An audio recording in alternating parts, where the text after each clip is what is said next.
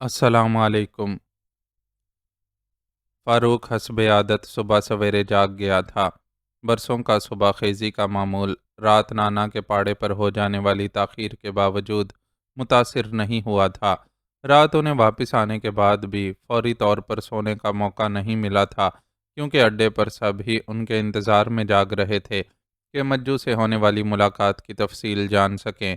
انتظار میں جاگنے والوں کے خیال سے واپس آنے کے بعد بھی کافی دیر تک محفل جمی رہی۔ ربن دادا نے اپنے آدمیوں کو کچھ ہدایات بھی جاری کی۔ مجو کے تیور دیکھتے ہوئے وہ بہت محتاط ہو گیا تھا اور اپنے آدمیوں کو دن رات ہوشیار رہنے اور خصوصیت سے سریا بانو کے گھر کے اطراف پہرا دینے کا حکم سنایا تھا۔ ان سارے معاملات سے نمٹنے کے بعد فاروق سونے کے لیے اپنے کمرے میں گیا تو اسے واسکٹ کی جیب میں پڑے گلابی رکے کا دھیان تک نہیں تھا۔ صبح اٹھ کر بھی وہ اپنے معمولات میں مصروف ہو گیا۔ گھڑی کی سوئی کے ساتھ بندھا وہ جولیٹ کی دفتر روانگی کے وقت تک نہا دھو کر تازہ دم ہو چکا تھا اور پھر جھروکے میں جا کر کھڑا ہوا تھا، جہاں سے وہ اسے گزرتی ہوئی دکھائی دیتی تھی۔ جلد ہی وہ اسے نظر آ گئی۔ آج اس نے سکرٹ کی بجائے ساڑی باندھ رکھی تھی۔ یہ لباس وہ بہت کم پہنتی تھی، لیکن اس پر جچتا بہت تھا۔ آج بھی سانچے میں ڈھلے بدن پر آسمانی رنگ کی بالکل سادہ ساڑی غضب ڈھا رہی تھی۔ بال جوڑے کے انداز میں بندھے تھے، البتہ کچھ سیالٹیں آزاد ہو کر گلابی رخساروں کو چومنے کا شرف حاصل کر رہی تھیں۔ فاروق کے لیے اس کی خوبصورتی اور جامہ زیبی کوئی نئی چیز نہیں تھی۔ نیا وہ احساس تھا جو اس کے دل کو تشویش میں مبتلا کر رہا تھا۔ بظاہر تر و تازہ اور شاداب نظر آنے والی جولیٹ کے چہرے پر آج کل اسے پریشانی کے سائے منڈلاتے نظر آ رہے تھے۔ اس کا دل کہتا تھا کہ وہ کسی مسئلے کا شکار ہے۔ اس کی پریشانی کا خیال خود فاروق کے لیے سہانے روح تھا اور بس نہیں چلتا تھا کہ کسی طرح اس وجہ کو دور کر دے جس نے اسے پریشان کر رکھا ہے، لیکن مجبوری تھی کہ اپنے تمام تر اخلاص کے باوجود وہ ایسا کوئی حق نہیں رکھتا تھا کہ اس سے اس کی پریشانی کا سبب معلوم کر سکے، بلکہ اسے یقین تھا کہ اگر اس نے ایسی کوئی کوشش کی تو وہ اسے بری طرح جھڑک کر رکھ دے گی، وہ جو اس کا اپنی راہ میں کھڑے ہونا گوارا نہیں کرتی تھی۔ مخاطب کیا جانا کیسے برداشت کر سکتی تھی؟ سو برداشت فاروق کو ہی کرنا تھا اور اس اذیت کو خاموشی سے سہنا تھا کہ وہ کسی وجہ سے پریشان ہے۔ جولیٹ نظروں سے اوجھل ہو گئی تو وہ اس اذیت کو سہتا اپنے کمرے میں واپس آ گیا۔ وہاں گولو باداموں والا دودھ لیے اس کا منتظر تھا۔ یہ نہیں پیوں گا میں، میرے لیے چائے لے آؤ، اس نے گلاس کی طرف اشارہ کرتے ہوئے کہا تو گولو نے کچھ بولنے کے لیے منہ کھولا، مگر اس کے تیور دیکھتے ہوئے خاموشی سے باہر نکل گیا۔ فاروق آنکھیں موند کر ایک کرسی پر بیٹھ گیا اور اپنے طور پر جولیٹ کی پریشانی کی وجہ پر غور کرنے لگا، لیکن سوچنے سے کیا ہوتا تھا؟ اسے جولیٹ کے حالات و معمولات سے واقفیت ہی کتنی تھی کہ وہ اس کی پریشانی کی درست وجہ کا تعین کر پاتا۔ بس ادھیڑ بن میں بیٹھا رہا اور گولو چائے سمیت واپس بھی آ گیا۔ چائے پی لیں فاروق بھائی، اس نے دھیرے سے اسے مخاطب کیا تو اس نے آنکھیں کھولیں۔ گولو چائے ایک نزدیکی تپائی پر رکھ چکا تھا اور اب کھونٹی پر سے اس کے میلے کپڑے اتار رہا تھا۔ کمرے کی صفائی اس نے فاروق کی عدم موجودگی میں پہلے ہی کر لی تھی۔ اس کے تمام کام وہ اپنے ہاتھوں سے انجام دیتا تھا اور اس بات کا پورا دھیان رکھتا تھا کہ دھوبی کے ہاں اس کے کپڑے پابندی سے دھل کر اور استری ہو کر آتے رہیں۔ کپڑوں کے ساتھ وہ چپلوں اور جوتوں کی صفائی اور چمک دمک کا بھی پورا خیال رکھتا تھا۔ یہ اس کی ہی مہربانی تھی کہ نفاست پسند فاروق کو کبھی ان معاملات میں از خود زحمت نہیں کرنی پڑی تھی۔ اس وقت بھی اس نے بڑی مستعدی سے میلے کپڑے جمع کر کے ان کی جیبوں کو چیک کیا اور ان سے نکلنے والی اشیاء بستر کے سرہانے رکھی، چھوٹی میز پر کرینے سے رکھ دیں۔ اس کام سے فارغ ہونے کے بعد وہ میلے کپڑے لے کر کمرے سے باہر نکلنے لگا تو فاروق کی نظر اپنے بٹوے کے قریب رکھے گلابی رکے پر پڑی۔ فطری تجسس کے تحت اس نے ہاتھ بڑھا کر وہ رکا اٹھا لیا۔ گلابی کاغذ پر نیلی روشنائی سے بہت خوبصورت لکھائی میں بس مختصر سی تحریر تھی۔ آداب کے بعد اسے بنا نام کے مخاطب کیے بس اتنا لکھا تھا: لوگ کہتے ہیں ہم جس محفل میں جائیں اسے لوٹ لیتے ہیں، لیکن کل تو آپ کے ہاتھوں ہم خود لٹ گئے۔ کنیز کو کسی قابل جانیے، تو کسی روز شرف ملاقات عنایت کیجیے۔ دل و نظر ہر دم فرش راہ رہیں گے۔ تحریر کے آخر میں بھی نام لکھنے کی بجائے بس ایک ننھا سا چاند بنایا گیا تھا۔ فاروق کو سمجھنے میں دیر نہیں لگی کہ یہ نانا کے پاڑے پر برق کی طرح کونتی چاند بانوں کا پیام ہے۔ اس کے لیے ایسے کسی پیام میں کوئی کشش موجود نہیں تھی۔ وہ چاند بانوں کے حسن سے انکاری نہیں تھا، لیکن سرعام ناچنے والے حسن کی قدردانی بھی نہیں کر سکتا تھا۔ عورت کا یہ روپ اس کے لیے کبھی بھی قابل قبول نہیں رہا تھا۔ چنانچہ چاند بانوں کے پیغام کو کیا اہمیت دیتا؟ لمحہ بھر کے اندر ہی وہ گلابی کاغذ کئی ٹکڑوں میں تقسیم ہو کر ردی کی ٹوکری میں پڑا تھا، اور بے نیاز سا فاروق گولوں کی لائی چائے کے گھونٹ لے رہا تھا۔ باقی کے دن میں بھی اس کے دل میں اس نامے کا خیال نہیں آیا۔ البتہ جولیٹ کی شکل ضرور نظروں میں گھومتی رہی۔ کئی بار اس نے قدم اٹھائے کہ جا کر جولیٹ کے دروازے پر دستک دے اور اس کی ماں جوزفین سے مل کر کچھ جاننے کی کوشش کرے، لیکن ہر بار ہی چند قدم چلنے کے بعد پیروں میں جھجک کی زنجیر پڑ گئی اور وہ واپس پلٹ آیا۔ اڈے پر ربن کی الگ مصروفیت تھی۔ اس نے محلے کے چند بزرگوں کو مدعو کرنے کے بعد ان کے سامنے ثریا کا مسئلہ کچھ اس طرح رکھا تھا کہ وہ سب ہی اس مظلوم لڑکی سے ہمدردی محسوس کرتے ہوئے ربن کے اس موقف کی تائید کر رہے تھے کہ ثریا بانو کو تحفظ دینا ضروری ہے۔ البتہ وہ اس بات سے خوف زدہ تھے کہ کسی گنڈے سے مقابلہ کیوں کر سکیں گے۔ اس سلسلے میں ربن نے انہیں اطمینان دلایا کہ اسے ان کا صرف اخلاقی تعاون درکار ہے، باقی ساری ذمہ داری اس کی اور اس کے آدمیوں کی ہوگی۔ ان سب نے ربن کے ساتھ جا کر ثریا بانو کے ساس سسر سے بھی ملاقات کی۔ بستر سے لگا سسر بیچارہ تو مشکل سے چند ہی الفاظ بول پایا تھا، لیکن پردے کے پیچھے موجود ساس نے خوب اپنی زبان کے جوہر دکھائے تھے۔ وہ اتنے لوگوں کی موجودگی میں اپنی بیوہ بہو کو کوسنے سے بھی باز نہیں آئی تھی کہ بقول اس کے ان کی ساری پریشانیوں کا سبب منحوس بہو ہی تھی۔ تاہم اس بات پر اسے بھی تسلی ہوئی تھی کہ اڈے والوں کے ساتھ ساتھ محلے والے بھی ان مشکل حالات میں ان کا ساتھ دینے کو تیار ہیں۔ اس ساری کارروائی کا خاموشی سے جائزہ لیتے فاروق کا دل چاہا کہ وہ دادا سے جولیٹ کی پریشانی کا بھی ذکر کرے کہ شاید دادا کے پاس کوئی حل موجود ہو، لیکن بات وہی تھی کہ وہ دادا کو بتاتا بھی تو کیا بتاتا، خود اپنے احساس کے سوا اس کے پاس کہنے کو تھا ہی کیا۔ سو دل پر جبر کیے خاموش ہی رہا۔ کیا ہے رے، کچھ بات ہے کیا؟ ربن نے ایک بار اس سے پوچھا بھی، لیکن وہ کچھ کہہ نہیں سکا۔ ربن بھی زیادہ ہی مصروف تھا، اس سے اصرار کر کے پوچھ نہ سکا۔ یوں صبح سے شام اور شام سے رات ہو گئی۔ پہرے پر موجود افراد کے علاوہ سب سونے کے لیے بستروں پر جا پڑے۔ فاروق نے بھی اپنا بستر سنبھال لیا، لیکن گزشتہ رات کی کم خوابی کے باوجود نیند آنکھوں سے کوسوں دور تھی۔ اس نے دفتر سے واپسی میں بھی جولیٹ کو دیکھا تھا اور اندازہ لگایا تھا کہ وہ صبح کے مقابلے میں مزید پریشان اور دل گرفتہ ہے۔ اسے خیال گزرا کہ ممکن ہے پریشانی کا سبب کوئی دفتری مسئلہ ہو، لیکن بے چینی تو اپنی جگہ تھی اور اس وقت تک رہنی تھی جب تک خود جولیٹ شانت نہ نظر آنے لگتی۔ وہ نیند سے محروم آنکھیں لیے وقت گزاری کے لیے ایک کتاب اٹھا کر پڑھنے لگا۔ گونگے لفظ اس کے ذہن پر کچھ نقش کیے بغیر خاموشی سے صفحہ در صفحہ گزرتے رہے، لیکن وہ پوری استقامت کے ساتھ کتاب سے چمٹا رہا۔ رات آہستہ آہستہ گہری ہوتی چلی گئی۔ یکدم ہی رات کے اندھیرے میں ایک تیز سیٹی گونجی۔ وہ کتاب ایک طرف ڈال کر تیزی سے بستر سے اٹھا۔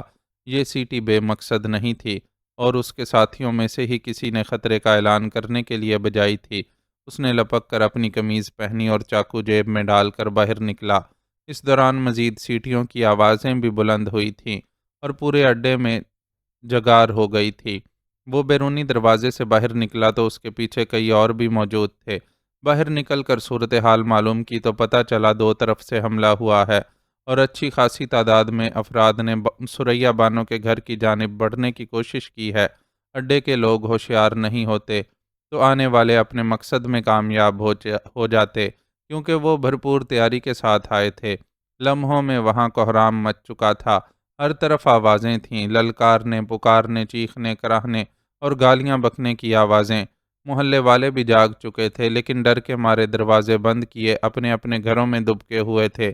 ویسے بھی ربن دادا نے ان سے پہلے ہی کہہ دیا تھا کہ ہر طرح کی ہنگامی حالت سے وہ خود نمٹیں گے اور محلے والوں کو بس اتنا کرنا ہوگا کہ ثریا بانو اور اڈے پر انگلیاں اٹھانے سے گریز کریں۔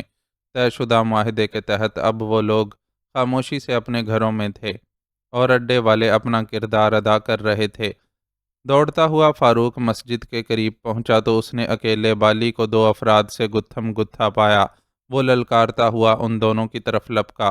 وہ دونوں بھی زخمی بالی کو چھوڑ کر اس کی طرف متوجہ ہوئے۔ دونوں کے ہاتھ میں کھلے ہوئے چاقو تھے، لیکن دونوں ہی زیادہ دیر فاروق کے سامنے نہ ٹھہر سکے اور ان کے چاقو زمین پر گر گئے۔ چاقو گر جانے کے بعد فاروق نے ان پر حملہ نہیں کیا اور انہیں بھاگ نکلنے کا موقع فراہم کر دیا۔ خون خرابہ خود اڈے والوں کے لیے بھی مفید نہیں تھا۔ مخالف پارٹی کا کوئی بندہ مارا جاتا تو جواب دہی اڈے والوں کو بھی کرنی پڑتی کہ پولیس کا اس صورت میں دخل دینا لازمی ہو جاتا۔ ربن دادا جیسے فہم و فراست والے آدمی نے اپنے بندوں کو یہ بات پہلے ہی سمجھا دی تھی کہ مجو کی طرف سے کوئی جارحانہ کارروائی ہونے کی صورت میں ہر ایک کو پورے ہوش و حواس سے کام لینا ہوگا اور کوئی ایک بھی پوری طرح ناپے تولے بغیر اپنے ہتھیاروں کا استعمال نہیں کرے گا۔ فاروق کو یقین تھا کہ اسی کی طرح ہر ایک نے ربن کے حکم کی تعمیل کی ہوگی۔ وہ سارے ربن کے تربیت یافتہ تھے اور اس بات کا امکان بہت کم تھا کہ کسی سے کوئی غلطی ہو جائے۔ گزرتے لمحات نے اس بات کی تصدیق بھی کر دی کہ دفاع کا کام طے شدہ حکمت عملی کے مطابق ہی انجام دیا گیا ہے۔ مجو کے آدمی اپنے مقصد میں ناکام ہونے کے بعد پسپا ہونے لگے تو انہیں اس بات کا پورا موقع دیا گیا کہ وہ اپنے گر جانے والے زخمی ساتھیوں کو بھی سمیٹ کر اپنے ساتھ لے جا سکیں۔ بہت تیزی سے انجام کو پہنچنے والی اس لڑائی کے خاتمے کے بعد پولیس وہاں پہنچی تو اس کے لیے چند زخمیوں کے سوا کچھ نہیں رکھا تھا۔ زخمی ہونے والوں میں سے شدید گھاؤ صرف کمو کو آیا تھا۔ اس کی پسلیوں میں چاقو لگا تھا اور خون بہت تیزی سے بہہ رہا تھا۔ اسے ڈاکٹر کے حوالے کر کے باقی زخمی پولیس کے سامنے پیش ہو گئے تھے۔ ان سب نے پولیس کے سامنے ایک ہی موقف اختیار کیا کہ حملہ آور نامعلوم تھے اور ان کی آمد کا مقصد بھی اہل محلہ سمیت سب کے لیے نامعلوم تھا۔ اڈے والوں نے محض حق کے محلہ داری ادا کرنے کے لیے دفاع کا فریضہ انجام دیا، ورنہ ان کا کسی سے کوئی لینا دینا نہیں تھا۔ ان سے ایسی کوئی غلطی سرزد نہیں ہوئی جس پر پولیس ان کی گرفت کر سکے۔ البتہ اگر دوسرے فریق کی طرف سے رپورٹ درج کروائی جاتی اور یہ الزام لگایا جاتا کہ اڈے والوں نے ان کا کوئی جانی نقصان کیا ہے تو پھر پولیس کو یہ حق حاصل ہوتا کہ اڈے کے لوگوں کو گرفتار کر کے لے جاتی۔ ایسی صورت میں اڈے والے خود کورٹ کچہری سے نمٹ لیتے اور ثابت کر دیتے کہ دفاع کے لیے ہتھیار اٹھانا کوئی جرم نہیں ہے۔ بصورت دیگر پولیس کو موقع پر جلد پہنچ کر خود حالات سنبھالنے چاہیے تھے۔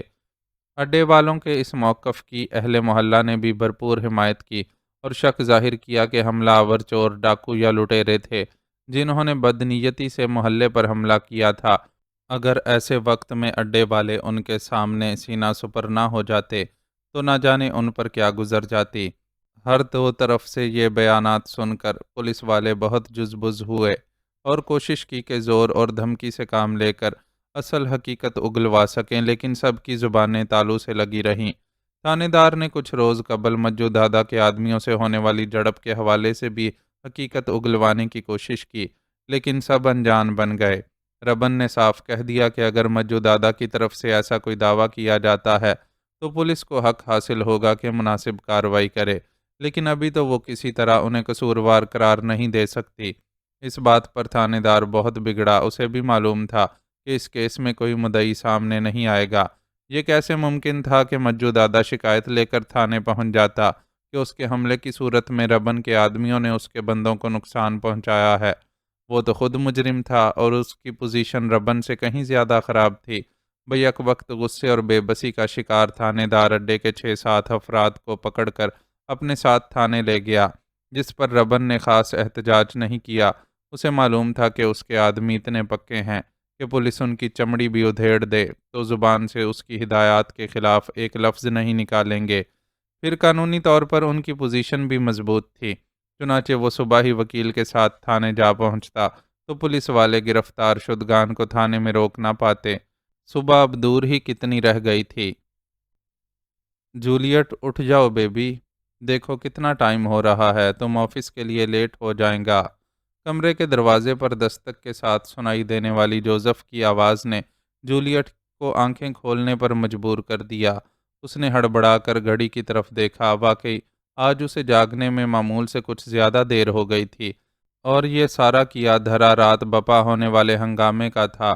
رات دیگر اہل محلہ کی طرح وہ لوگ بھی نیند سے بیدار ہو گئے تھے اور دھڑکتے دلوں کے ساتھ اس ہنگامے کے انجام کا انتظار کرتے رہے تھے۔ بعد میں جب معلوم ہوا کہ حملہ آور فرار ہو گئے ہیں اور پولیس پہنچ گئی ہے تو قدرے اطمینان ہوا، لیکن دوبارہ نیند آتے آتے بھی کچھ وقت لگ گیا تھا، اسی لیے اس کی آنکھ اپنے وقت پر نہیں کھل سکی تھی۔ موم کدھر ہے؟ کمرے سے نکل کر غسل خانے کی طرف جاتے ہوئے اس نے باورچی خانے میں جوزفین کی عدم موجودگی کو محسوس کر کے ڈائننگ ٹیبل پر موجود جوزف سے دریافت کیا۔ وہ ذرا نیبرز سے رات کے ہنگامے کا اپ ڈیٹ لینے کے واسطے گیا ہے۔ تمہیں معلوم ہے نا کہ جب تک یہ وومین لوگ مل کر کسی واقعے کو ڈسکس نہ کر لیں انہیں سکون نہیں ملتا۔ تمہارا مام بھی اسی مشن پر ہے، جوزف نے اسے ہنستے ہوئے بتایا۔ اسی وقت جوزفین گھر کے کھلے دروازے سے اندر داخل ہوئی۔ اس نے جوزف کا تبصرہ سن لیا تھا، اس لیے چہرے پر ہلکی سی خفگی تھی۔ او گاڈ، یہ تو بڑا گڑبڑ ہو گیا۔ اب ڈیوٹی پر جانے سے پہلے تمہارا موم کو منانے کا ڈیوٹی بھی انجام دینا پڑے گا۔ بغیر کچھ کہے خاموشی سے باورچی خانے کی طرف بڑھ جانے والی جوزفین کے تاثرات کو دیکھ کر جوزف نے بوکھلائے ہوئے لہجے میں کہا تو جولیٹ کو ہنسی آ گئی۔ وہ جانتی تھی کہ جوزف سے جوزفین کی خفگی بالکل برداشت نہیں ہوتی۔ وہ بیوی سے بے پناہ محبت کرنے والا ایک مثالی شوہر تھا، چنانچہ اس کے لیے واقعی یہ ممکن نہیں تھا کہ وہ ناراض بیوی کو منائے بغیر دفتر کا رخ کر سکے۔ بہرحال اسے یہ بھی معلوم تھا کہ جوزف اپنے اس مقصد میں کامیاب رہے گا، چنانچہ اسے باورچی خانے کی طرف جاتا دیکھ کر خود اطمینان سے غسل خانے میں گھس گئی۔ دفتر کے لیے پوری طرح تیار ہونے کے بعد جب وہ ڈائننگ ٹیبل پر آئی تو حسب توقع ان دونوں کی دوستی ہو چکی تھی، اور جوزفین پورے جوش و خروش سے رات والے واقعے کے متعلق جوزف کو معلومات فراہم کر رہی تھی۔ ہم سب تو محلے میں ان لوگوں کی موجودگی کی وجہ سے بہت پریشان رہتے تھے، لیکن اس مظلوم لڑکی کی خاطر اتنا سب کر کے انہوں نے محلے والوں کے دل جیت لیے ہیں۔ غلام چاچا تو بہت تعریف کر رہے تھے اڈے کے دادا ربن کی، کہہ رہے تھے کہ بڑا ہی مہربان آدمی ہے، سریا بانو کو اس نے اپنی بیٹی بنا لیا ہے اور وعدہ کیا ہے کہ ہمیشہ اس کی حفاظت کرے گا۔ اس کی نیک نیتی کو دیکھتے ہوئے محلے داروں نے بھی اس کا ساتھ دینے کا فیصلہ کیا ہے۔ اڈے والے دیوار بن کر کھڑے نہ ہوتے تو کل رات وہ گنڈے اس بیچاری مظلوم لڑکی کو اٹھا کر لے جاتے۔ یہ تو انہی لوگوں کا حوصلہ تھا کہ اتنا سب کر سکے، ورنہ ہم میں سے کون ان مظلوموں کا ساتھ دے سکتا تھا۔ عام آدمی بھلا چاقو چھریاں چلانا کیا جانے، خود ربن کے اڈے کے کئی آدمی زخمی ہوئے ہیں، اوپر سے پولیس نے بھی گرفتاریاں ڈالی ہیں، لیکن غلام چاچا کہہ رہے تھے کہ پولیس زیادہ دن انہیں قید میں نہیں رکھ سکے گی، وہ سب بے قصور ہیں۔ جولیٹ دیکھ رہی تھی کہ ماں کی کیسی کایا پلٹ ہو گئی ہے، بلکہ ماں ہی کیا شاید سارے محلے کی رائے بدل گئی تھی، ورنہ کل تک یہی محلے والے تھے جو محلے میں اڈے کے قیام پر جزبز تھے۔ اتنی جلدی بدلتی اس رائے پر کوفت کا شکار اس نے چائے کے ساتھ مشکل سے ایک سلائس حلق سے نیچے اتارا اور دفتر جانے کے لیے کھڑی ہو گئی۔ بیرونی دروازے تک پہنچ کر اس نے ابھی قدم باہر بھی نہیں رکھا تھا کہ ایک جانی پہچانی سی صورت دکھائی دی۔ یہ وہی شخص تھا جو دلدار آغا کی طرف سے بھیجے گئے تحائف اور پیغامات اس تک پہنچاتا تھا۔ اس وقت بھی وہ پھولوں کا ایک بڑا سا گلدستہ لیے اس کے سامنے کھڑا تھا۔ جولیٹ کو سامنے پا کر اس نے مسکراتے ہوئے گلدستہ اس کی طرف بڑھایا۔ جولیٹ نے اس کے ہاتھ سے گلدستہ لیا اور شدید طیش کے عالم میں اس کے منہ پر پوری قوت سے دے مارا۔ گلدستے کے کئی پھول نکل کر زمین پر بکھر گئے، جن پر نظر ڈالے بغیر وہ تیز قدموں سے آگے بڑھ گئی۔ اسے دروازے تک رخصت کرنے کے لیے آنے والی جوزفین نے بھی یہ منظر دیکھا تھا اور اپنی جگہ تھرا کر رہ گئی تھی۔ اسے معلوم نہیں تھا کہ ایک طاقتور سے جاری اس کی بیٹی کے اس مقابلے کا کیا نتیجہ نکلے گا، لیکن اسے ڈر تھا کہ یہ نتیجہ خوفناک ہی ہوگا، کیونکہ اس نے اب تک اس دنیا میں طاقتوروں کو ہی راج کرتے دیکھا تھا۔ ماں کی حالت سے بے خبر جولیٹ طیش زدہ تیز تیز آگے بڑھتی جا رہی تھی۔ غصے کے باعث اس نے یہ بھی نوٹ نہیں کیا تھا کہ آج پھر فاروق اپنی جگہ پر موجود ہے۔ اس کی وہاں موجودگی کا احساس اسے اس وقت ہوا جب اس نے اسے مخاطب کیا، ایکسکیوز می مس، کیا میں آپ کی کوئی مدد کر سکتا ہوں؟ وہ بہت جھجک کر اور دبی آواز میں اس سے پوچھ رہا تھا۔ پل بھر کو تو جولیٹ کو سمجھ میں ہی نہیں آیا کہ وہ اس سے مخاطب ہے، لیکن جب سمجھی تو تیور ضرور بگڑ گئے۔ گلی کے گنڈے کی اتنی جرت کہ اسے مخاطب کر سکے، یہ سوچ ہی ماتھے پر بل ڈالنے کے لیے کافی تھی۔ میں محسوس کر رہا ہوں کہ آج کل آپ کچھ پریشان ہیں۔ اگر اس پریشانی کے حل میں کچھ مدد کر سکا تو مجھے خوشی ہوگی۔ فاروق، جو کئی دن کی جھجک کے بعد اسے مخاطب کرنے کی ہمت کر سکا تھا، اس کے تیور دیکھ کر بوکھلایا ہوا وضاحت پیش کرنے لگا۔ کیوں، آپ نے خود کو اس محلے کا ٹھیکیدار سمجھ لیا ہے؟ کیا جو سب کے پرابلمز آپ ہی سالو کریں گے؟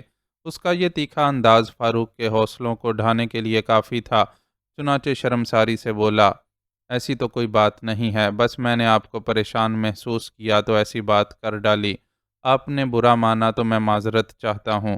اس کی طرف سے معذرت کے اس اظہار پر جولیٹ زبان سے تو کچھ نہ بولی، لیکن اسے سخت نظروں سے گھورتی ہوئی آگے بڑھ گئی۔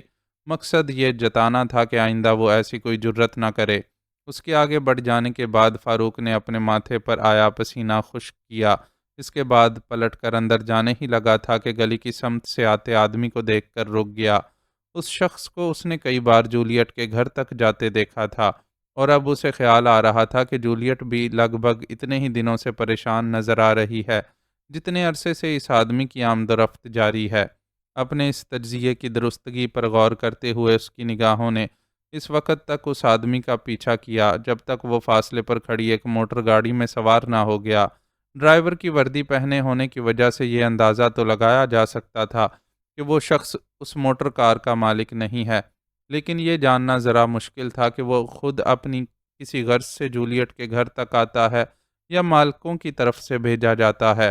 یہ بات اس شخص سے پوچھ گچھ کرنے پر ہی معلوم ہو سکتی تھی۔ جولیٹ کی طرف سے نہایت سخت اور مایوس کن رویے کے باوجود اس نے فیصلہ کر لیا کہ آئندہ یہ شخص محلے میں نظر آیا تو اس سے باز پرس ضرور کرے گا۔ جولیٹ اس کے ساتھ کتنی ہی غیریت برتتی، لیکن وہ یہ برداشت نہیں کر سکتا تھا کہ کوئی شخص اس کی حسین جبیں پر پریشانی کے بل ڈالنے کا سبب بنے۔ محلے کے چند بزرگ اڈے پر آئے بیٹھے تھے۔ آمد کا مقصد کمو سمیت دیگر زخمیوں کی مزاج پرسی کرنا تھا۔ باقی زخمی تو خیر ٹھیک ٹھاک تھے، لیکن کمو کا زخم گہرا ہونے کی وجہ سے وہ بستر پر لیٹنے پر مجبور تھا، بلکہ ڈاکٹر کا تو خیال تھا کہ اسے ہسپتال میں داخل رہنا چاہیے، لیکن اڈے کی رونق کو چھوڑ کر کمو نے ہسپتال کی تنہائی میں رہنا قبول نہیں کیا۔ اس کے مطابق وہ اکیلے میں اور بھی زیادہ کمزور اور بیمار محسوس کرتا اور ذہن اپنی تکلیف کی طرف ہی لگا رہتا، جبکہ اڈے پر دل بہلانے کے لیے بہت سے لوگ تھے۔ اس کی دلیل تھی کہ مرہم پٹی ہو چکی ہے اور ڈاکٹر نے کھانے کی دوائیں بھی تجویز کر دی ہیں، تو پھر ہسپتال میں رکنے کی کیا ضرورت ہے؟ ہسپتال کے بستر میں کوئی جادو تو ہے نہیں کہ وہ یہاں رہ کر زیادہ جلدی ٹھیک ہو جائے گا۔ ڈاکٹر نے اسے سمجھایا کہ ہسپتال میں رہ کر وہ عملے کی زیر نگرانی رہے گا اور ڈاکٹرز اس کی کیفیت سے باخبر رہیں گے، لیکن وہ راضی نہ ہوا۔ آخر اس کی ضد سے ہار کر اسے ہسپتال سے فارغ کر دیا گیا۔ البتہ ربن نے اتنا انتظام ضرور کر دیا تھا کہ ڈاکٹر صبح شام آ کر اسے دیکھ جائے۔ کچھ دیر قبل ہی ڈاکٹر اس کا چیک اپ کر کے گیا تھا۔ زخم کے بارے میں اس نے اطمینان کا اظہار کیا تھا کہ مناسب حالت میں ہے اور وقت کے ساتھ ساتھ بڑھتا جائے گا۔ جس زخم کو پورے 7 ٹانکے لگا کر بند کرنا پڑا ہو، اس کے بھرنے میں کچھ وقت تو لگنا ہی تھا۔ ڈاکٹر کے چیک اپ کے وقت کمو کو ہلکا بخار بھی تھا، جو ظاہر ہے تکلیف کے باعث چڑھا ہوا تھا۔ بخار کے سلسلے میں ڈاکٹر نے خاص ہدایت کی تھی کہ اگر بہت زیادہ تیز ہو تو بے پرواہی نہ برتی جائے اور مریض کو ہسپتال منتقل کر دیا جائے۔ ربن نے اس سلسلے میں ڈاکٹر کو مکمل یقین دہانی کروائی تھی، اور اب معززین محلہ کے درمیان بیٹھا وہ عیادت کرنے والوں کو بھی ان تفصیلات سے آگاہ کر رہا تھا۔ گولو اور سجو سمیت اڈے کے چند مزید افراد اہل محلہ کی خاطر مدارت کے لیے سرگرم تھے۔ اڈے کی صفائی ستھرائی، نظم و نسق اور ربن کا انداز گفتگو لوگوں کو متاثر کر رہا تھا، جو پہلے کبھی وہاں اڈے کے قیام پر کبیدہ رہتے تھے اور دل سے خواہش مند تھے کہ کسی طرح یہ اڈا یہاں سے ہٹ جائے۔ صرف ایک واقعے نے اڈے والوں اور محلے داروں کے درمیان موجود فاصلے کو ختم کر دیا تھا، اور وہ ایک دوسرے کو بہتر طور پر جاننے کے مرحلے سے گزر رہے تھے۔ دوران گفتگو ثریا بانو کا مسئلہ زیر بحث آنا لازمی تھا، سو زخمیوں کی مزاج پرسی اور گرفتار شدگان کی رہائی سے ہوتے ہوئے گفتگو اس نہج پر آ ہی گئی۔ میرے خیال میں اس بچی کے مسئلے کا کوئی مستقل حل تلاش کرنا ضروری ہے۔ ایسے ساری زندگی تو آپ اس کی پہرے داری کر نہیں سکتے، پھر آئے روز کا ہنگامہ بھی کسی کے حق میں ٹھیک نہیں ہے۔ بات زیادہ بڑھی تو انسانی جانوں کا بھی زیاں ہو سکتا ہے۔ اہل محلہ کی قیادت کرتے غلام چاچا نے اپنی رائے کا اظہار کیا۔ غلام چاچا بمبئی کے اصل رہائشی نہ تھے، بلکہ حصول روزگار کے سلسلے میں برسوں پہلے یہاں آئے تھے تو یہیں کے ہو کر رہ گئے تھے۔ بات تو آپ کی ٹھیک ہے، لیکن حل کیا ہو یہ میری سمجھ میں نہیں آتا۔ ربن نے ان کی تائید کرتے ہوئے جان بوجھ کر اپنی بے بسی کا اظہار کیا کہ دیکھیں اس بات کے پیچھے اہل محلہ کے ذہن کیا ہیں۔ حل تو ایک ہی ہو سکتا ہے، بچی کا کہیں نکاح کر دیا جائے۔ کسی کے نکاح میں آ جائے گی تو وہ مردود خود ہی اس کا پیچھا چھوڑ دے گا۔ غلام چاچا نے جھٹ تجویز پیش کی۔ دیگر لوگوں کے سر بھی تائید میں ہلنے لگے۔ ہاں یہ ایک اچھا حل ہے، لیکن پہلی بات تو یہ کہ ایسا لڑکا کہاں تلاش کیا جائے جو ایک بچے کی بیوہ ماں کو اپنانے کے لیے راضی ہو۔ دوسرے، میں سمجھتا ہوں کہ لڑکا ممبئی سے باہر کسی دوسری جگہ کا ہونا چاہیے تاکہ مجو دادا غصے میں کوئی انتقامی کارروائی نہ کر سکے۔ میرے بارے میں تو آپ اندازہ لگا ہی سکتے ہیں کہ اس قسم کے کاموں کی اہلیت نہیں رکھتا۔ ہمارا رہنا سہنا اور اٹھنا بیٹھنا اور طرح کے لوگوں میں ہے، اور سریا بانو کے لیے رشتہ شریفوں میں تلاش کرنا ہوگا جو میرے بس سے باہر ہے۔ میں تو بس اتنا کر سکتا ہوں کہ اس مظلوم بچی کے سر پر ہاتھ رکھ کر اسے پورے اسباب کے ساتھ رخصت کرنے کے انتظامات کر ڈالوں۔ ربن بہت سبھاؤ سے ان لوگوں پر اپنی پوزیشن واضح کر رہا تھا۔ اس کے قریب ہی بیٹھا فاروق اس کے اس طرز گفتگو سے خوش تھا۔ ربن کی کوالٹی ہی یہ تھی کہ وہ ہر قسم کی صورتحال میں اپنا کردار بہترین طریقے سے انجام دیتا تھا۔ 8 برسوں کے ساتھ میں فاروق نے اس کی شخصیت کے بے شمار رنگ دیکھے تھے اور ہر بار اپنے دل میں تسلیم کیا تھا کہ وہ اڈوں پر بیٹھے دیگر داداؤں کے مقابلے میں بہت مختلف ہے اور ہمہ جہت ہے۔ یہ اس کی شخصیت کا جادو ہی تو تھا کہ انہیں منہ نہ لگانے والے اہل محلہ آج ان کے ساتھ یوں شیر و شکر ہو رہے تھے۔ رشتہ ڈھونڈنے کی ذمہ داری ہم محلے والوں کے سر ہے۔ ہم مل کر بچی کے لیے کوئی مناسب بر تلاش کریں گے۔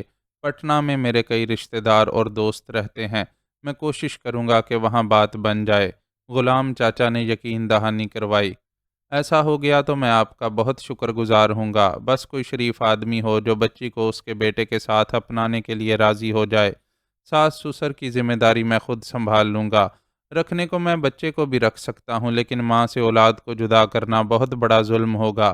اس لیے آپ رشتہ تلاش کرتے وقت اس بات کا خاص خیال رکھیے گا کہ جو بھی شخص ہو، سریا بیٹی کو بچے کے ساتھ خوش دلی سے اپنانے کے لیے رضامند ہو۔ ربن نے یوں عاجزی سے درخواست کی جیسے اس کی سگی بیٹی ہی کا مسئلہ درپیش ہو۔ جواب میں غلام چاچا اور دیگر افراد نے بھی اسی پرخلوص انداز میں اسے تسلی دی۔ وہ لوگ وہاں سے رخصت ہوئے تو ربن کافی حد تک مطمئن تھا۔ ان کے جانے کے بعد اس نے فاروق کا شانہ تھپکا اور بولا، دیکھتا ہے میرے ہیرو کہ وقت کیسے بدل جاوے ہے۔ اس لیے ہی کہتے ہیں کہ آدمی کو کبھی اچھی امید نہیں چھوڑنا چاہیے۔ فاروق سمجھ سکتا تھا کہ وہ اسے کس حوالے سے امید دلا رہا ہے، چنانچہ منہ سے کچھ نہ بولا اور بس یوں ہی گردن ہلا دی۔ وہ کیسے ربن کو اس بے عزتی سے آگاہ کرتا جو آج صبح ہی اس نے جولیٹ کے ہاتھوں اٹھائی تھی۔ جولیٹ تو اس کی کتاب زندگی کا وہ صفحہ تھی جس پر درج ہر تحریر کو وہ بس خود تک ہی محدود رکھنا چاہتا تھا۔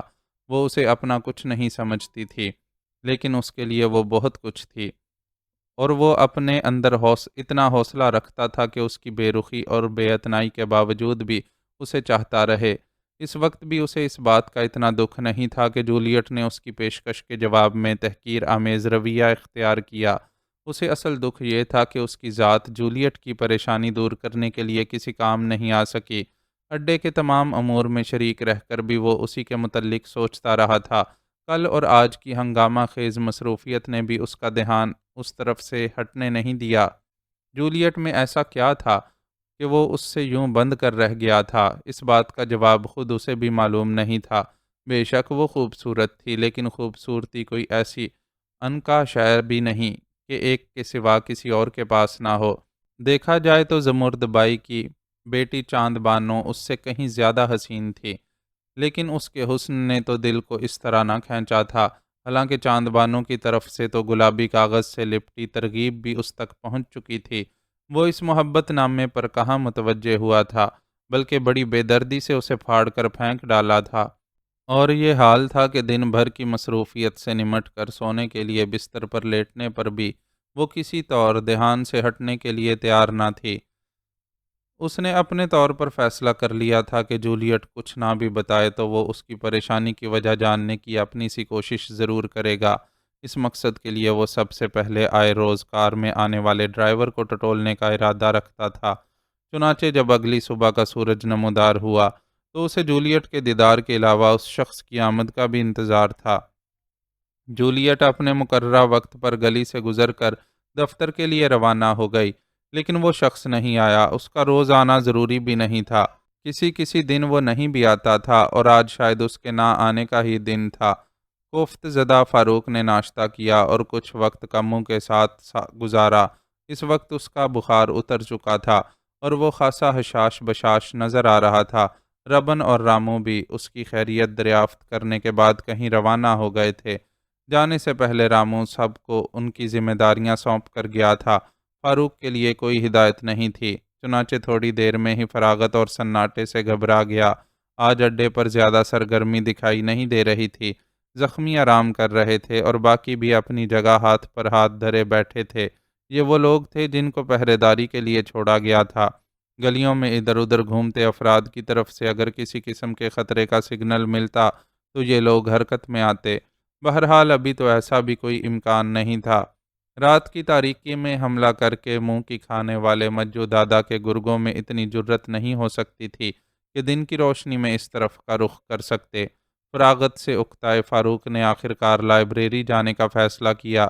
لائبریری ایک ایسی جگہ تھی جہاں اس کا ہر حال میں دل لگ جاتا تھا۔ سو مناسب لباس زیب تن کرنے کے بعد وہ وہاں کے ارادے سے نکل پڑا۔ دھوپ میں ہلکی سی تمازت کے باوجود اس نے پیدل ہی وہاں تک جانے کا فیصلہ کیا۔ یہ ربن دادا کی تربیت کا نتیجہ تھا جو 17 سال تک نہایت ناز و نام میں پلنے والے فاروق کو اب میلوں پیدل چلنا بھی برا نہیں لگتا تھا۔ ربن دادا کا کہنا تھا کہ اگر خود کو فٹ رکھنا چاہتا ہے تو اس کا سب سے بہترین طریقہ یہ ہے کہ زیادہ سے زیادہ پیدل چلے۔ وہ خود بھی ضرورت کے سوا سواری کرنا پسند نہیں کرتا تھا۔ فاروق نے بھی اس کا یہ طریقہ اپنا لیا تھا اور زیادہ تر پیدل ہی چلنے کی کوشش کرتا تھا۔ اب بھی وہ پیدل ہی لائبریری پہنچا۔ اس بار کئی دن کے ناغے کے بعد آئے ہیں، لائبریرین نے اس سے مصافحہ کرتے ہوئے خوش دلی سے پوچھا۔ وہ فاروق کو اس کی بردبار شخصیت کی وجہ سے خاصا پسند کرتا تھا۔ جی بس ذرا مصروفیت رہی، فاروق نے اسے جواب دیا اور اپنی پسند کی کتاب نکلوا کر اس حصے کی طرف چلا گیا جہاں بیٹھ کر لوگ مطالعہ کیا کرتے تھے۔ اس وقت لائبریری میں زیادہ لوگ نہیں تھے۔ زیادہ رش عموماً بہت صبح سویرے یا دوپہر کے بعد ہوتا تھا، کیونکہ ان اوقات میں طلباء کی آمد زیادہ ہوتی تھی۔ اس وقت تو وہ عموماً اپنے تعلیمی اداروں میں مصروف ہوتے تھے اور عموماً مطالعے کے شوقین فارغ لوگ ہی لائبریری کا رخ کرتے تھے۔ فاروق بھی ایک کرسی سنبھال کر بیٹھ گیا اور کتاب میز پر رکھ کر کھول لی۔ وہ پوری طرح اس کتاب میں منہمک تھا کہ خوشبو کا ایک جھونکا سا اپنے قریب محسوس ہوا، پھر فوراً ہی کوئی اس کے عین سامنے والی کرسی کھینچ کر اس پر بیٹھ گیا۔ بے اختیار ہی فاروق کی نظر اس کی طرف اٹھی۔ وہ برقعے میں ملبوس کوئی نقاب پوش لڑکی تھی۔ فاروق نے فوراً ہی اپنی نظروں کو پلٹانا چاہا، لیکن اس عرصے میں لڑکی اپنا نقاب الٹ چکی تھی۔ نقاب کے پیچھے سے نمودار ہونے والے چہرے کو دیکھ کر وہ ہکا بکا رہ گیا۔ سنگھار کے سارے لوازمات کے ساتھ اس چہرے کو نانا کے پاڑے پر دیکھے اتنا وقت تو نہیں گزرا تھا کہ اس کی یادداشت سے محو ہو جاتا۔ وہ یقیناً چاند چہرہ ستارہ آنکھوں والی چاند بانو ہی تھی جو اس دن کے مقابلے میں بالکل سادہ چہرے کے ساتھ اس کے سامنے موجود تھی، لیکن سیاہ برقعے کے حالے میں 14ویں کے چاند کی طرح دھمکتا اس کا چہرہ گواہی دے رہا تھا کہ بنا سنگھار کے بھی وہ حسن کا ایک اعلیٰ نمونہ ہے۔ سچ ہے چاند کو بھلا کسی سنگھار کی ضرورت بھی کیا تھی۔ آداب۔ فاروق کی نظروں کو ٹھٹکتا دیکھ کر اس نے اپنا مخروطی انگلیوں والا ہاتھ ماتھے تک لے جا کر بے حد دھیمی آواز میں اسے آداب کیا۔ دودھ کی طرح شفاف ان ہاتھوں کے لیے بھی آج نیلم جڑی ایک انگوٹھی کے سوا کسی قسم کی آرائش کا اہتمام نہیں کیا گیا تھا۔ آپ یہاں کیسے؟ فاروق کے حلق سے بمشکل یہ جملہ نکل سکا۔ حقیقتاً وہ چاند بانو کو اپنے سامنے وہ بھی اس جگہ پا کر بوکھلا گیا تھا۔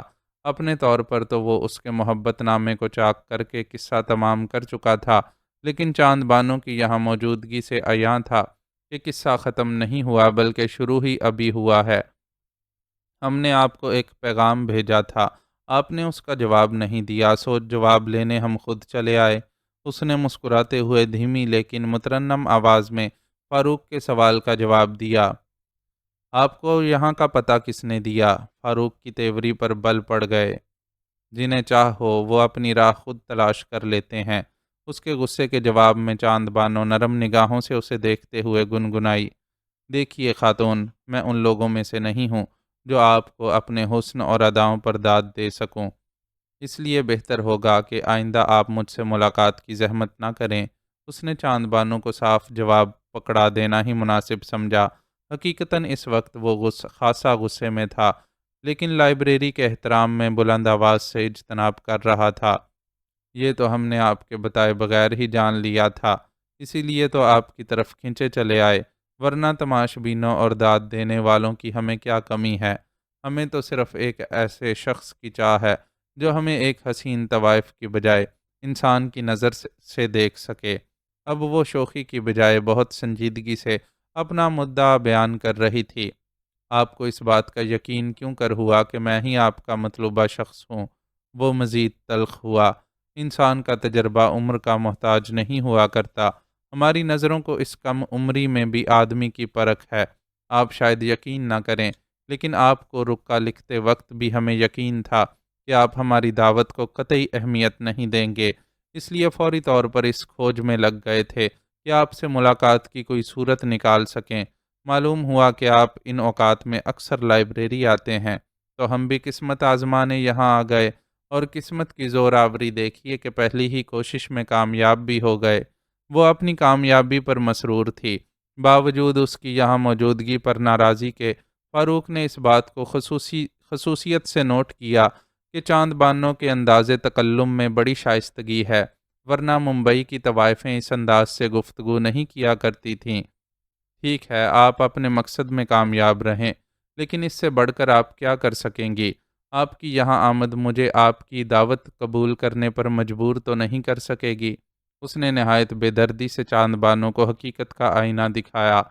خدا نہ خواستہ ہم آپ کو مجبور کرنا بھی نہیں چاہتے، یہ تو ہمارے دل کی لگی ہے جو ہمیں مجبور کر کے یہاں تک لے آئی ہے۔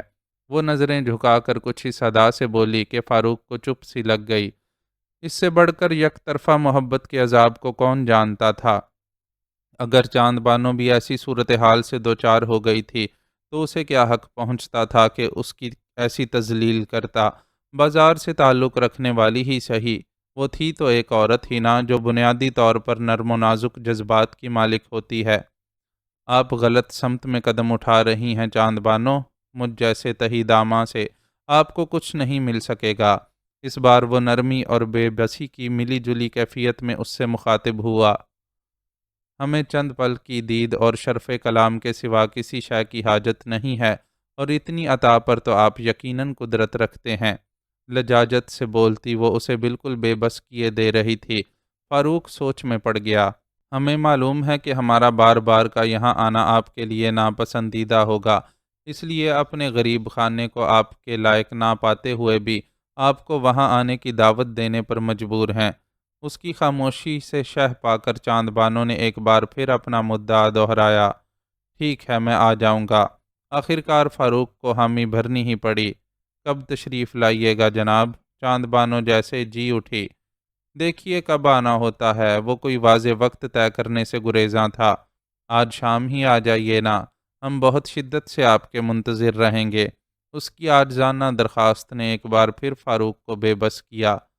اچھا، میں کوشش کروں گا، اور ہم دیدہ و دل فرش راہ کیے آپ کا انتظار کریں گے۔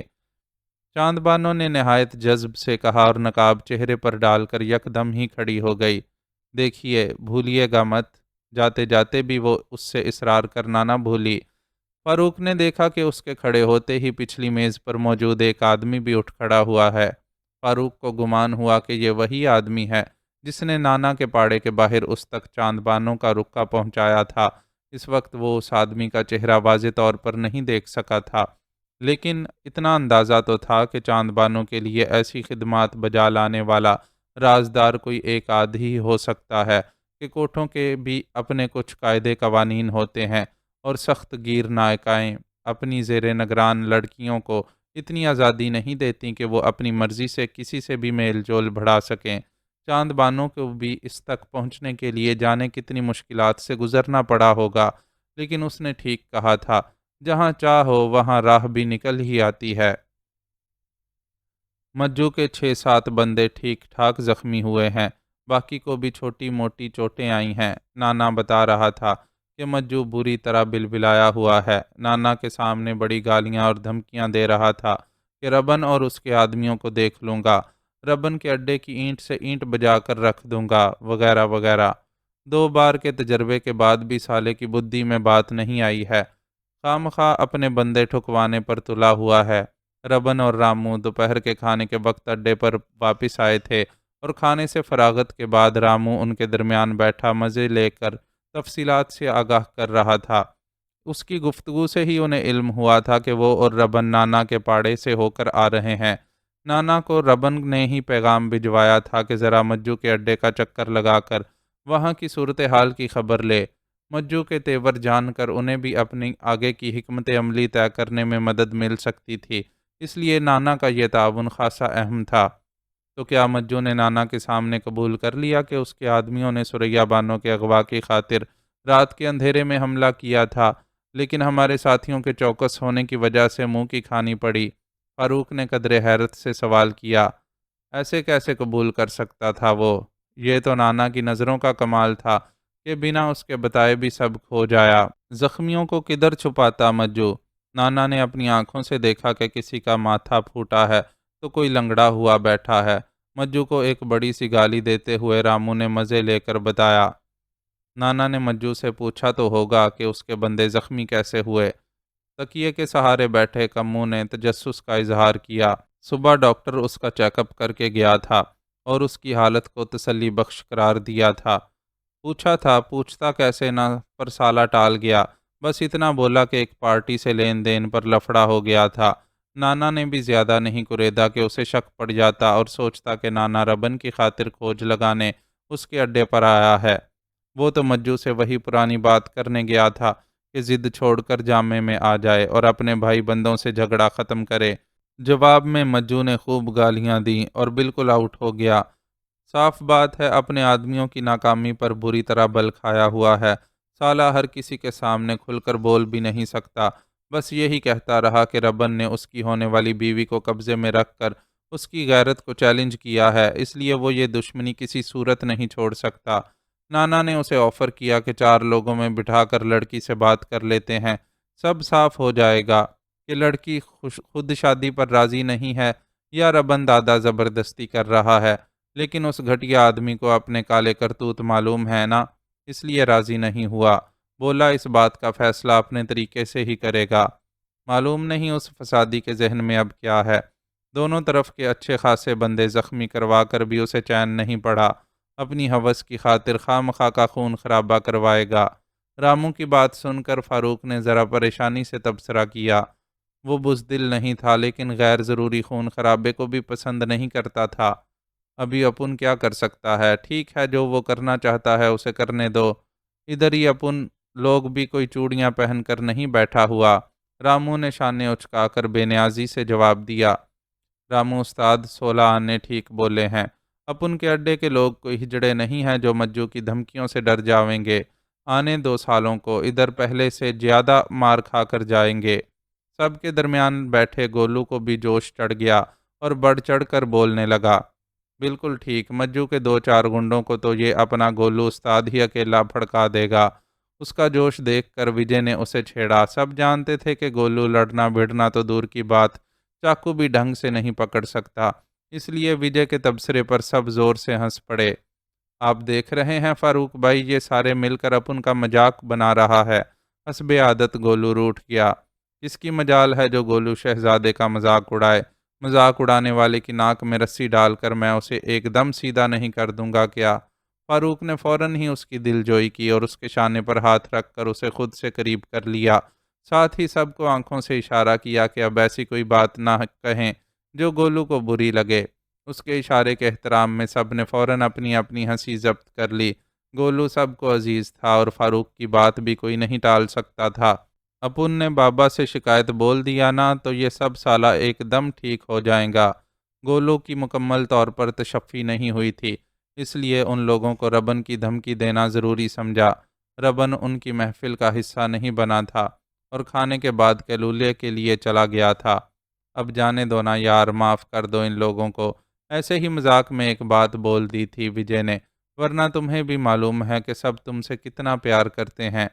فاروق نے اس کے بالوں میں ہاتھ پھیرتے ہوئے پیار سے سمجھایا تو وہ نرم پڑ گیا۔ ٹھیک ہے، آپ کے بولنے پر اپن معاف کر دیتا ہے۔ اس نے گویا سب پر احسان کیا۔ اس کے بعد محفل منتشر ہو گئی اور سب اپنے مشغلوں میں مصروف ہو گئے۔ فاروق بھی اپنے کمرے میں چلا آیا۔ سرہانے کی میز پر لائبریری سے لائی کتاب دھری تھی۔ اس نے کتاب اٹھا کر کھولی تو فوراً ہی چاند بانو کا چہرہ ذہن میں آ گیا۔ وہ شام اسے اپنے بالا خانے پر آنے کی دعوت دے کر گئی تھی اور اس نے بھی ایک طرح سے وعدہ کر لیا تھا۔ جی نہ چاہنے کے باوجود اسے اس وعدے کو نبھانا ہی تھا۔ چنانچہ تھوڑی دیر مطالعہ کرنے اور کمر ٹکانے کے بعد کھڑا ہو گیا۔ الماری میں اس کے دھلے ہوئے اور استری شدہ کپڑے ایک ترتیب سے رکھے ہوئے تھے۔ اپنی کم ذہنی استعداد کے باوجود گولو ہر کام بڑے کرینے سے کرتا تھا۔ اس کے کپڑے بھی اس نے بڑے کرینے سے رکھے ہوئے تھے۔ کرتے پاجامے، پتلون، قمیض سب الگ الگ حصوں میں ترتیب وار رکھی تھیں۔ فاروق نے چند لمحوں کے غور کے بعد ایک پتلون اور قمیض نکال لی۔ یہاں ممبئی میں بھی رواج تھا کہ لوگ بالا خانوں پر جاتے ہوئے کرتے پاجاموں کا اہتمام کرتے تھے، لیکن وہ کسی گاہک کی حیثیت سے اس کوچے کی طرف جانے کا ارادہ نہیں رکھتا تھا، اس لیے اپنے لباس میں بھی ایسا اہتمام غیر ضروری جانا۔ مغرب سے ذرا پہلے وہ تیار ہو کر اڈے سے نکل پڑا۔ اس کی روانگی کی صرف گولو کو خبر تھی اور اسے بھی اس نے فقط اتنا بتایا تھا کہ ہوا خوری کے لیے جا رہا ہے، ممکن ہے واپسی میں کچھ وقت لگ جائے۔ اسے طوائفوں اور بالا خانوں سے کبھی شغف نہیں رہا تھا، اس لیے اس وقت بھی کسی کو یہ نہیں بتانا چاہتا تھا کہ کسی طوائف سے ملنے بالا خانے جا رہا ہے۔ چاند بانو نے اسے جس انداز کا بلاوا دیا تھا اسے ہر کوئی نہیں سمجھ سکتا تھا۔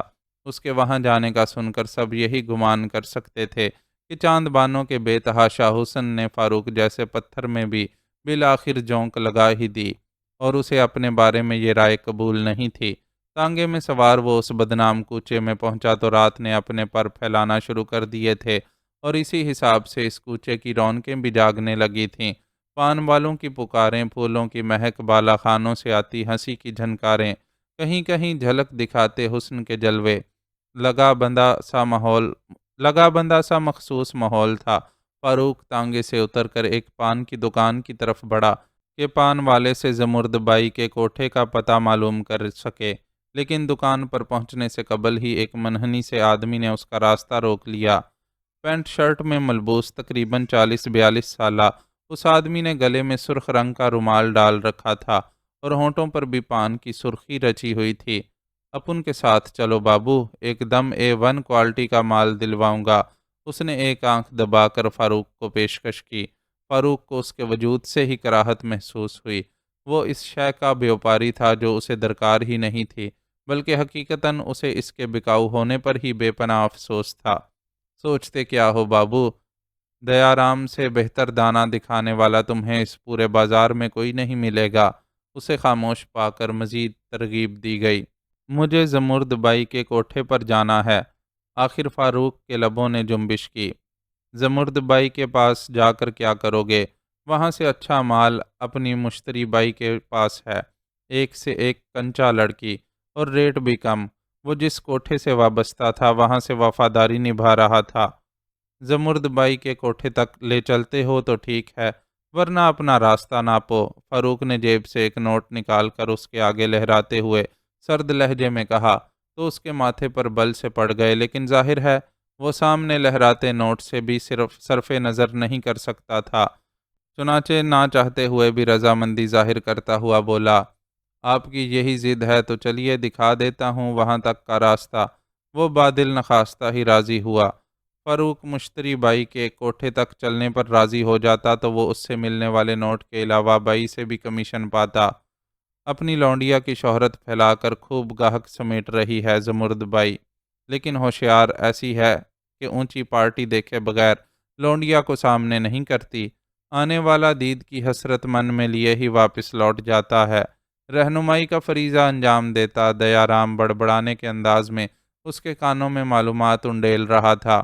مقصد یقیناً یہی رہا ہوگا کہ راستے میں ہی وہ اپنا ارادہ ملتوی کر کے اس کی پیشکش کے مطابق مشتری بائی کے کوٹھے پر چلنے پر راضی ہو جائے۔ اسے کیا معلوم تھا کہ اس کے ساتھ چلتا ہوا جوان اس مزاج کا ہی نہیں ہے کہ حسن و ادا کی تلاش میں اس طرف آیا ہو۔ وہ تو کسی کی التجا پر بس انسانیت کے ناطے اس کوچے میں آ نکلا، سو کان لپیٹے چلتا رہا۔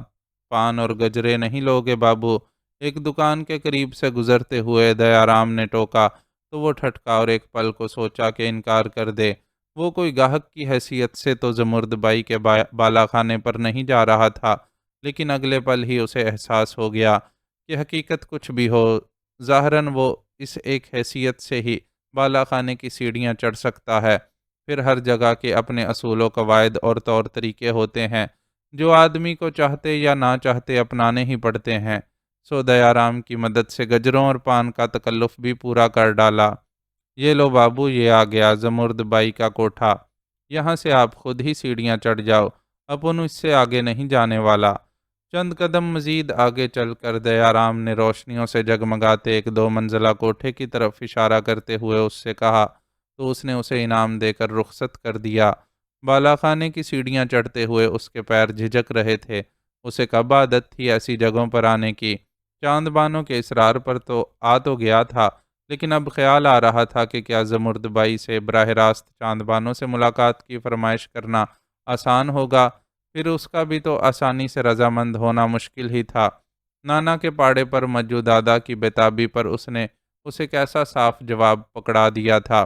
ممکن تھا کہ اسے بھی انکار کر دیتی، ایسے میں اس میں اور مجو میں بھلا کیا فرق رہ جاتا؟ خیال دل میں آیا تو سیڑھیاں چڑھتے قدم مزید سست پڑ کر تھم گئے۔ اسی وقت اوپر سے کوئی نیچے اترا۔ فاروق نے اسے پہچان لیا۔ یہ وہی آدمی تھا جو صبح چاند بانوں کے ساتھ لائبریری بھی آیا تھا۔ آپ؟ وہ فاروق کو سامنے پا کر ٹھٹکا۔ میں آپ ہی کو دیکھنے نیچے بازار میں جا رہا تھا۔ اس نے گویا فاروق کی ساری مشکلیں دور کر دیں۔ آئیے میرے ساتھ آئیے۔ وہ پلٹ گیا تو فاروق اس کے پیچھے سیڑھیاں چڑھنے لگا۔ سیڑھیاں چڑھتے ہوئے اس کے کانوں نے ایک خوبصورت گیت کے بولوں اور موسیقی کے ساتھ گھنگروؤں کی جھنکار سنی۔ زمرد بائی کے کوٹھے پر محفل سج چکی تھی۔ اپنے رہنما کے پیچھے چلتے ہوئے اس نے حریری پردے اور موتیوں کی لڑیوں سے سجے دروازے کے سامنے سے گزرتے ہوئے سمجھ لیا کہ محفل وہیں سجی ہے۔ اس کا راہبر اسے اپنے ساتھ لیے ایک راہداری سے گزارتا ہوا سب سے آخری کمرے تک لے گیا اور ایک بند دروازے پر دھیرے سے دستک دی۔ آ جاؤ مستان، دروازہ کھلا ہے۔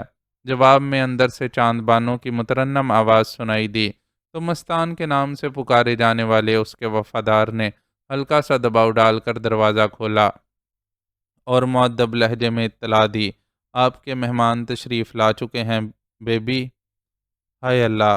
چاند بانو ایک ادا سے کہتی دروازے کی طرف لپکی اور چاند کی طرح ہی فاروق کے سامنے طلوع ہوئی۔ سفید کرتے پاجامے پر سفید ہی چنا ہوا دوپٹہ اوڑے وہ سرتپا چاندنی میں نہائی محسوس ہو رہی تھی۔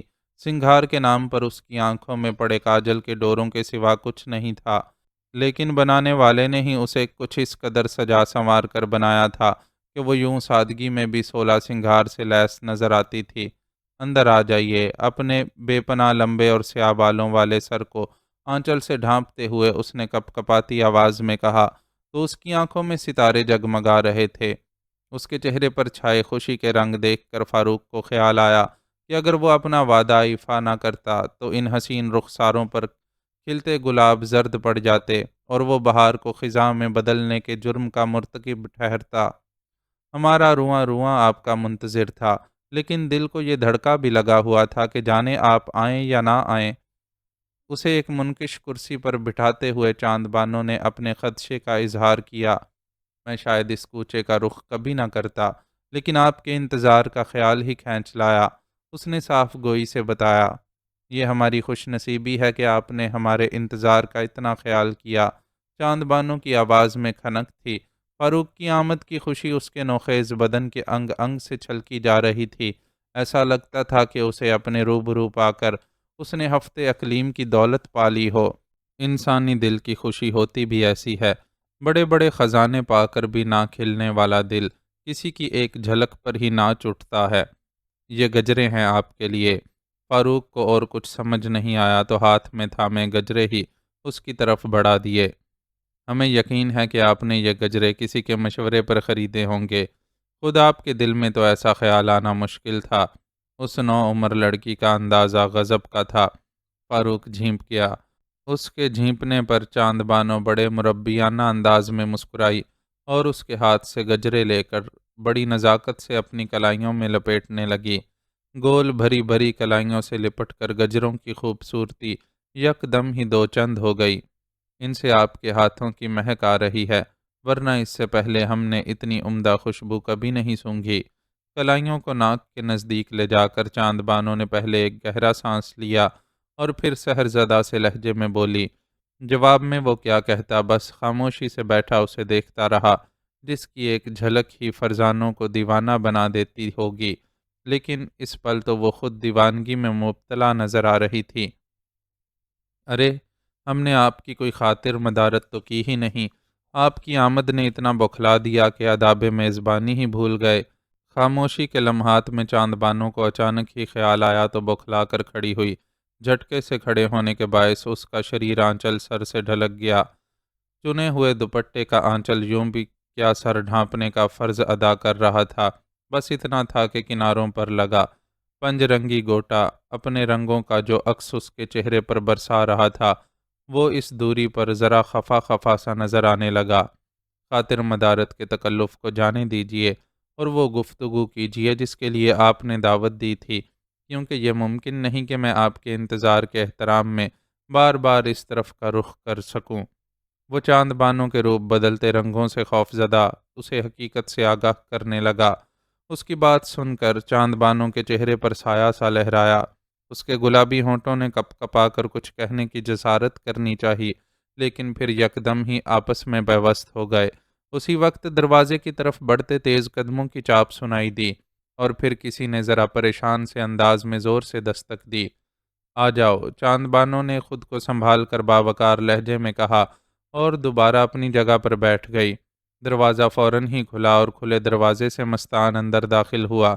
کیا بات ہے مستان؟ اس کے چہرے کے تاثرات دیکھ کر چاند بانو نے قدرے تشویش سے دریافت کیا۔ فاروق نے بھی مستان کے چہرے کا غیر معمولی پن محسوس کر لیا تھا اور خود اس کے اندر کوئی الارم سا بجنے لگا تھا۔ مجو دادا ایک انگریز افسر کے ساتھ آیا ہے، ساتھ میں اس کے کئی چیلے بھی ہیں۔ بائی جی سے ضد کر رہا ہے کہ اپنے انگریز دوست سے آپ کی ملاقات کروانی ہے۔ مستان نے سراسیمہ لہجے میں اسے آگاہ کیا، پھر اس ایک لفظ میں بہت سے سوال تھے۔ بائی جی انہیں سمجھا رہی ہیں کہ آپ تھکی ہوئی ہیں اور کسی صورت آج کوئی ملاقات یا محفل آرائی نہیں کر سکتی، لیکن وہ سمجھنے کو راضی نہیں، بس یہی دھمکیاں دے رہا ہے کہ اس کا دوست بہت بڑا افسر ہے اور اگر اس کا مطالبہ نہ مانا گیا تو بائی جی کے ہاتھوں سے یہ کوٹھا بھی جا سکتا ہے۔ مستان نے حالات کی سنگینی کو واضح کیا۔ بائی جی کو بتا دو مستان کہ آج ہم کسی بھی قیمت پر کسی سے ملاقات نہیں کریں گے۔ چاند بانو کی پیشانی پر تشویش سے بل تو ضرور پڑے، لیکن اس نے اپنا فیصلہ سنا دیا۔ لیکن بیبی، اس طرح تو بہت نقصان۔ مستان نے اسے سمجھانے کی کوشش کی، لیکن اس نے ہاتھ اٹھا کر اسے کچھ بھی کہنے سے روک دیا۔ یہ ٹھیک کہہ رہا ہے چاند بانو، آپ ان لوگوں سے ملاقات کر لیجئے، میں کسی اور وقت آ جاؤں گا۔ فاروق نے بھی رفع شر کے خیال سے اسے مشورہ دیا۔ ایک تو مجو خود اچھی خاصی فتنہ پرور شخصیت کا مالک تھا، دوسرے اس کے ساتھ انگریز افسر کی موجودگی کریلا وہ بھی نیم چڑھا کے مصداق تھی۔ ایسے میں چاند بانو کی ضد حالات کو بہت خراب کر سکتی تھی۔ اس وقت ہم نفع و نقصان کی پرواہ کرنے کے موڈ میں نہیں ہیں۔ چاند بانو اپنی جگہ اٹل تھی۔ اس کا جملہ مکمل ہوتے ہی کمرے کے دروازے سے زمرد بائی نمودار ہوئی۔ اس کے خوبصورت چہرے پر پریشانی رقم تھی۔ आदाब। फारूक को देखकर उसने रस्मी से लहजे में कहा और फौरन चांद बानो की तरफ मुतवज्जे हो गई। मस्तान ने तुम्हें सूरत हाल बता ही दी होगी। इस वक्त हम बड़ी मुश्किल में फंस गए हैं। आप मुश्किलों से निकलने का हुनर खूब जानती हैं।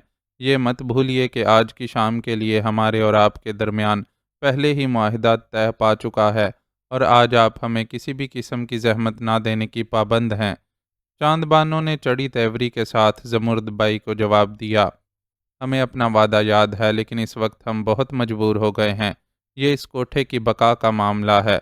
इतने बहुत से लोगों की जिंदगियां दांव पर लगाकर वादा वफा करने के बजाय हम तुम्हें पेशकश करते हैं कि इस एक शाम के बदले जितनी चाहे शामें मांग लेना, लेकिन इस वक्त मसलहत से काम लो। जमुर्द बाई के लहजे में बैक वक्त हुक्म और इल्तजा थी। लालच तो खूब है, लेकिन आप ही बताइए कि क्या दावत देकर बुलाए गए मेहमान को रुखसत कर देना खिलाफ अदाब ना होगा। चांदबानों का तीखापन बरकरार था। इस मरहले पर फारूक ने एक बार फिर मुदाखलत करनी चाहिए, लेकिन बाहर से सुनाई देने वाले हंगामे ने उसे अपनी बात कहने नहीं दी। आवाज़ों से पता चल रहा था कि कुछ लोग इस तरफ पेशरफ्त करना चाहते हैं और जमुर्द बाई के मुलाजिम उन्हें रोकने की इल्तजा अमेज़ कोशिश कर रहे हैं। आवाज़ें सुनकर जमुर्द बाई सरासीमा से बाहर की तरफ लपकी। उसी वक्त बाहर से एक फायर की आवाज़ सुनाई दी। बहुत सी चीखों के साथ चांद बानों के होंठों से भी एक सुरीली चीख बुलंद हुई। इतनी आवाज़ों में इस बात का तयन करना कि गोली ने किसी को ज़रर पहुंचाया है या महज हवाई फायर किया गया है काफ़ी मुश्किल था। सूरत हाल को गंभीर करने के लिए गोली की दहशत ही काफ़ी थी। फारूक अगरचे दहशत ज़दा नहीं हुआ, लेकिन तशवीश में मुब्तला हो गया। हालात का रुख बता रहा था कि उसके लिए गैर जानिबदार रहना मुमकिन नहीं होगा, लेकिन तसादम की सूरत में उसकी पोजीशन बहुत नाजुक हो जाती।